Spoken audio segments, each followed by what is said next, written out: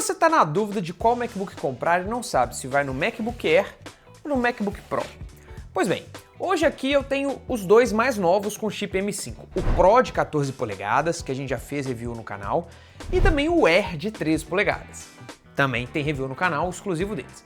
Ambos, inclusive, já apareceram com preço muito legal na nossa comunidade do Telegram. Às vezes uma diferença de R$4.000 entre eles. Mas será que vale essa diferença? É o que veremos hoje. Mas bora então para o comparativo. Primeiro, para essa comparação lado a lado, eu comprei aqui os dois versão base, beleza? O MacBook Air M5 na versão base tem 10 núcleos de CPU, 8 núcleos de GPU, 512 GB de SSD e 16 GB de memória RAM. Agora nessa versão M5 eles colocaram a versão base já com 512 GB, foi muito bom.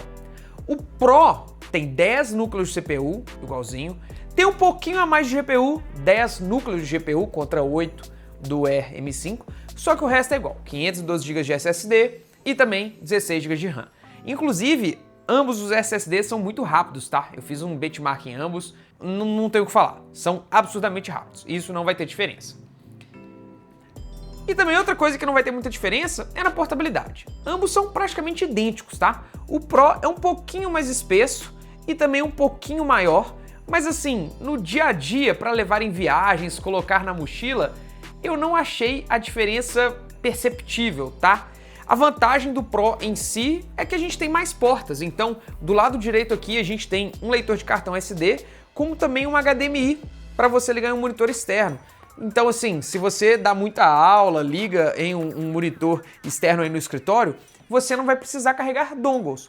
Já no Air, você vai ter que andar com um dongle na mochila para você ligar um monitor externo ou até mesmo conectar um cartão SD. O Pro tem também uma Thunderbolt 4 a mais do lado direito também, o que vai te permitir ligar mais dispositivos, mais acessórios. E olha, para quem gosta de consumir mídia no laptop, ambos são muito bons na questão de som, tá? Só que o Pro tem alto-falantes melhores do que o Air.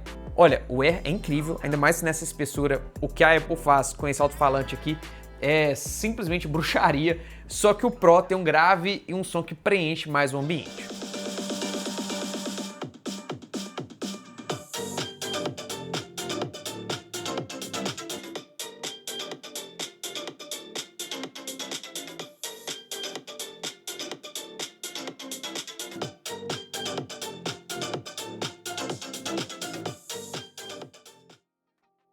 Outro upgrade que a gente tem no Pro é a tela. Eu nem vou falar do tamanho porque a diferença é irrisória. Um tem 13.6 polegadas, enquanto o outro tem 14.2. É muito pequena a diferença. Só que a tecnologia é diferente. No Air a gente tem um LCD tradicional, uma tela muito bem calibrada por sinal, que tem um brilho legal com 500 nits, só que se a gente comparar com o Pro, ele fica para trás. No Pro, pessoal, a gente tem uma tela mini LED, que, meus amigos, para edição de vídeo, até consumo de mídia, é uma tela melhor. O preto é mais preto, não chega a ser o preto absoluto igual no OLED, mas tem um contraste melhor. E em questão de brilho, é o dobro. Em SDR, vai até 1000 nits de brilho.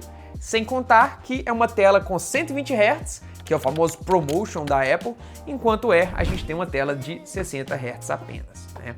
Isso é algo chato. Bom, Gabriel, então quer dizer que vale a pena eu comprar o Pro?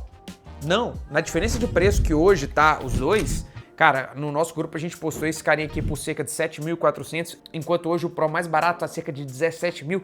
Cara, com essa diferença de preço, você compra um monitor OLED e monta um baita setup pra você, com caixinha de som e tudo mais.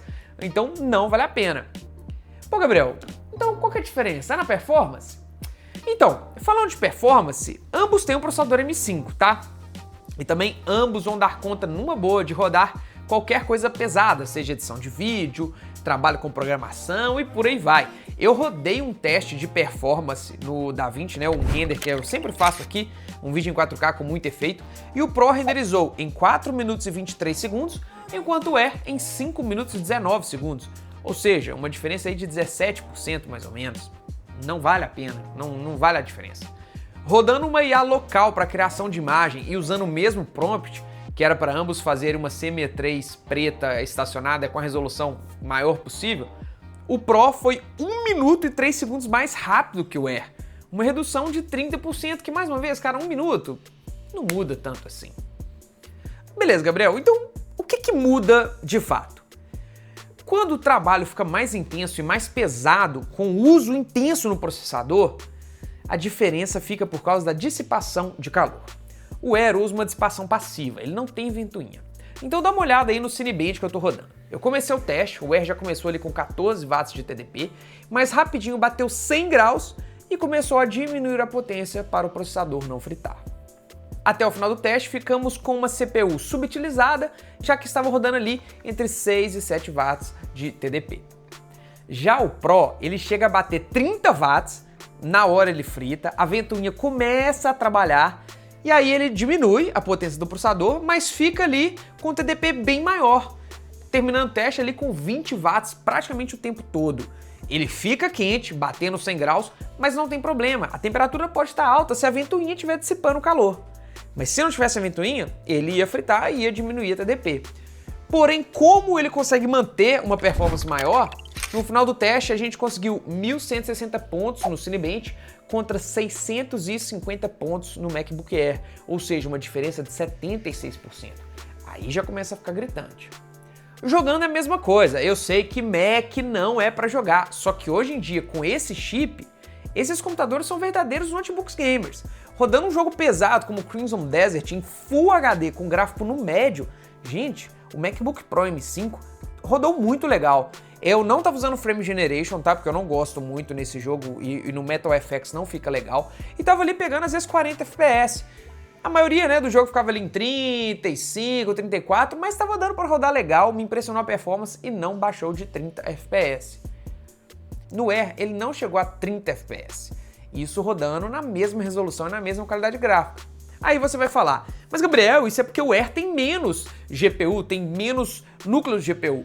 A diferença não era para ser tão gritante. Olha só, quando eu saio do jogo e vou lá pro meu programinha para ver o consumo, no Pro ele tava lá consumindo 15 watts de GPU. Ou seja, estava dissipando calor, a temperatura estava alta, mas estava dissipando o calor e estava mantendo a performance lá em cima. No Air, quando a gente sai do jogo e vai nesse programinha, estava entre 5 e 6 watts. Tudo isso para não fritar, ou seja, o Air é subutilizado por não ter ventoinha, por não ter uma dissipação passiva.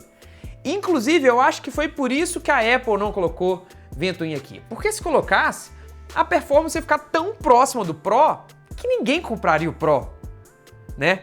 E o resumo é esse, se você não vai jogar ou não vai trabalhar com coisas pesadas, não tem por que comprar o Pro. Não precisa, de coração, eu indico para quem quer começar a programar, para quem tá editando vídeo pesado, gente, o Air dá conta numa boa. E mais uma vez, na diferença que postamos hoje, é quase 10 mil reais de diferença.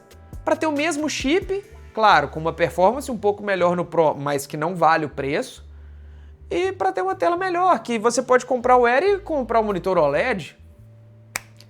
Se você compra um Air, compra um monitor OLED, tá? E umas caixinhas de som, você monta seu setup inteiro e ainda não dá o preço do Pro.